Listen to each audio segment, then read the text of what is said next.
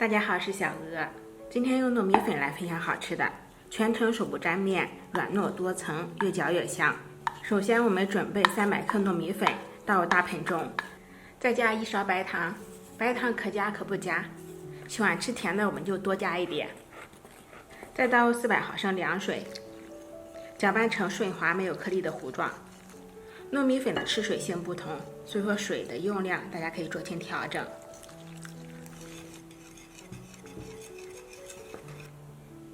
搅拌到细腻粘稠，倒扣成线的状态就行了。再准备1小碗熟花生碎，加入2勺白糖。花生里面我们可以加上一些芝麻，点缀一下，用勺子搅拌均匀。我们的花生芝麻馅就调好了，也可以放上自己喜欢吃的馅料。起锅预热，锅热倒入1勺面糊，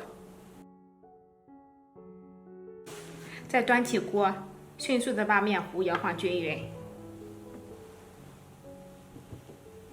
盖上盖子，我们中火慢烙，烙到饼子的边缘微微翘起之后，我们给它翻下面，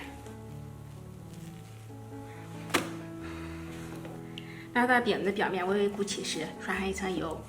糯米饼粘性非常的大，一定要刷油，不然的话放在容器里特别容易粘到一起，而且容易粘到容器上，不方便食用。刷好之后我们给它翻下面，在饼子中间放上1勺馅料，把它给摊开摊薄，先从两边折叠，然后再上下折叠。这个饼子非常的烫，我们一定要借助筷子和铲子进行折叠。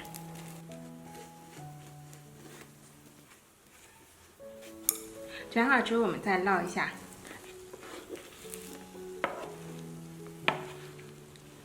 像这样烙到两面金黄就可以出锅了。我们的花生糯米饼就做好了。这样做出来的花生糯米饼软糯香甜，层次非常丰富，吃起来非常的美味。关键是做法超级简单，当早餐非常不错。喜欢的话就试一下吧。我每天都会分享不一样的视频，喜欢我的视频就收藏、点赞、关注、转发一下吧。感谢您的支持。